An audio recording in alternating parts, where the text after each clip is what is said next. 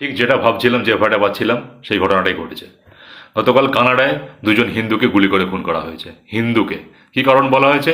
যে এখানে গত 1 সপ্তাহ 10 দিন ধরে ভারতবর্ষে খ্রিস্টানদের ওপর যেরকম অত্যাচার করা হয়েছে, তাদের চার্চে ঢুকে চার্চ ভাঙচুর করা হয়েছে, ফাদারকে মারা হয়েছে, ঠিক আছে, যেখানে ওরা সাজসজ্জা করছিল, স্যান্টা হোক বা ক্রিসমাস ট্রি হোক, সেগুলো ভেঙে তছনছ করা হয়েছে, চার্চের বাইরে দাঁড়িয়ে দাঁড়িয়ে হনুমান চল্লিশা কীর্তন করা হয়েছে।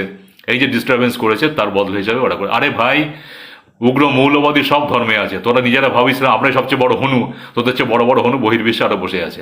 তো ওখানকার যারা ওই ধর্মের হনু, তারা হিন্দুকে গুলি করে মেরেছে। কিভাবে বাঁচাবি এবার ওই হিন্দুগুলোকে? ওই হিন্দুগুলোকে কিভাবে বাঁচাবি? তোদের এই নোংরামির জন্য বাইরের যারা হিন্দুরা রয়েছে, বাইরে বহির্বিশ্বে, তারা মরছে। এই শুরু হয়েছে, হবে, আমি জানতাম এটা হবে। সকাল থেকে ট্রাম্প সহ আরো বিভিন্ন রাষ্ট্রনায়কদের ফোন আসছে মোদির কাছে। বলেছে তোর গদি মিডিয়া, তোদের এটা খাওয়া গদি মিডিয়া বলেছে? বলেনি।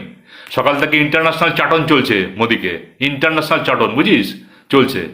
মোদির একদম পাজামা হলুদ হয়ে গেছে।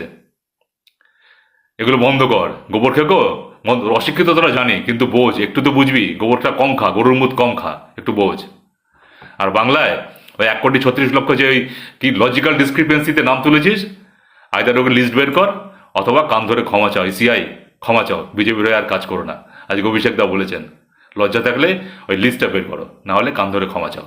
যতই ট্যাপও করো, 26-এ সেই মমতা ব্যানার্জি, সেই তৃণমূল কংগ্রেস। জয় বাংলা।